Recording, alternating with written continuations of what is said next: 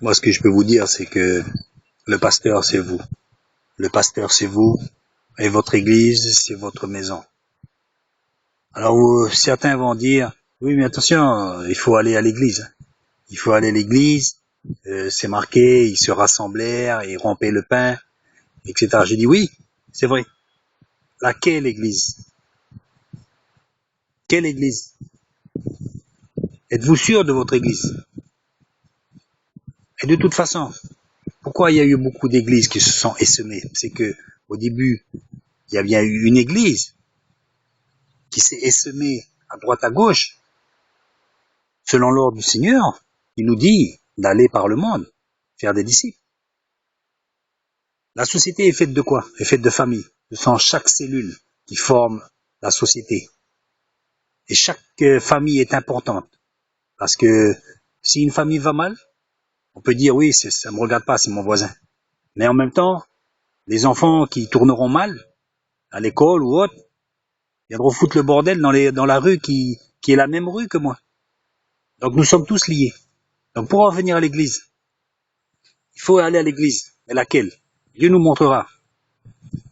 Mais en attendant de trouver, j'en reviens à ce que je disais. La première église, c'est la maison. Et le pasteur, c'est vous.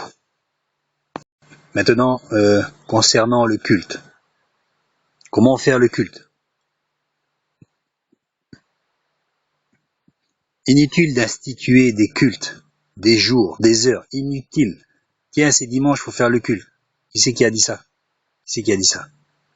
Vous pouvez très bien faire une messe, un culte, le mardi, selon l'esprit qui agira dans le papa, pour dire, voilà, je vais ouvrir la Bible. Qui c'est qui est tenu avec des lois et des traditions? Faites attention aux traditions. Donc le pasteur, c'est vous. Le culte, c'est toujours vous. Mais au travers l'esprit qui vous dira, tiens, fais un petit culte. Et le culte, vous savez, de manière générale, c'est quand vous éteignez la télé et que vous parlez à votre enfant, vous dites alors, ça s'est bien passé aujourd'hui? Qu'est-ce que t'as fait? Ben lui, il est plutôt là à dire, papa, j'ai mon film. Vous êtes le maître du culte. Mon fils, je vais allumer la télé tout à l'heure, mais on va parler ensemble. Fais voir avoir tes devoirs, ton carnet de correspondance. Le culte, on attend un sermon. On attend un sermon, on va à l'église pour écouter un sermon. Mais quand vous enseignez votre enfant, vous lui dites, tu sais, là, c'est pas bien, tu devrais faire comme ça. C'est un sermon. C'est un sermon.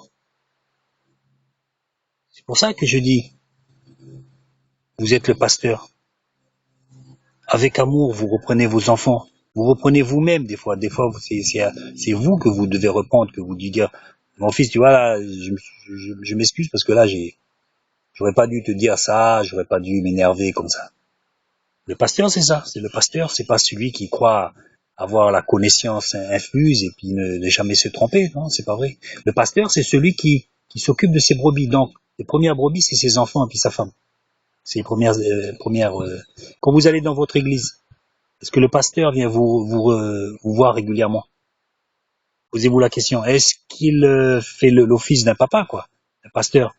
Est-ce que vous avez besoin de lui dire, ah mais moi j'ai un problème de loyer en ce moment ou de nourriture? Ou alors est-ce que lui-même va au devant de ces choses? Il dit, ou même sur l'estrade, il dit, est-ce que quelqu'un a des besoins ou quoi que ce soit? On va régler ça là.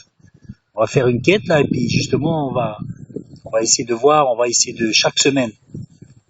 Et posez-vous la question de votre église. Pas pour forcément la quitter, mais pour essayer à votre niveau, parce que chaque personne est utile, la réformer pour aller dans ce sens. Pour revenir au foyer, c'est ainsi. Le papa, il va quoi? Il va au travail pour donner de la nourriture. Ça, c'est le travail d'un pasteur. Il se lève le matin pour nourrir ses enfants. Pas seulement avec la bouche, mais en amenant de l'argent pour donner à sa femme, pour aller faire les commissions. C'est pas la peine d'aller à Fidji faire 5 ans d'études. Hein. Si vous voulez écouter la parole de Dieu, vous allez dans le parc. les enfants et puis vous écoutez les enfants. Vous tapez la discussion avec les gosses là, puis vous allez avoir certainement la parole de Dieu qui va venir. C'est très simple, voyez. Alors méfions-nous des gens qui ont fait des longues études dans la Bible, voyez.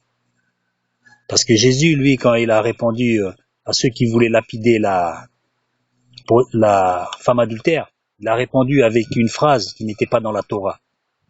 Donc, alors, méfiez-vous des écritures qui peuvent tuer.